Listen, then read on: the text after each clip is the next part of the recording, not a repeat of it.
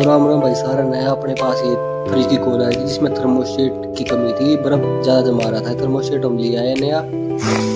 इसका पुराने वाला निकालेंगे, ये पुराने वाला है, इसको निकाल देते हैं हम। तो भाई इसकी जिक निकाल देते हैं, ये निकाल दी भाई।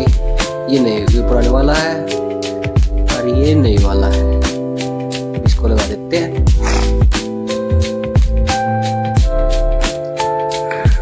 दोनों जिग लगा ली, अब इसको फिट करते हैं फ्रेम में।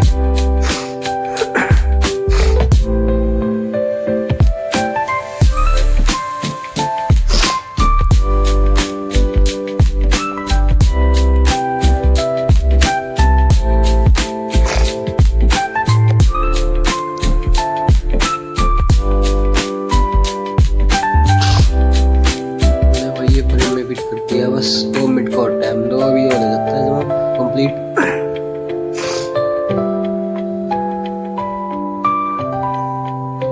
लो भाई कर दिया। हम मिलते हैं नेक्स्ट वीडियो में, बाय।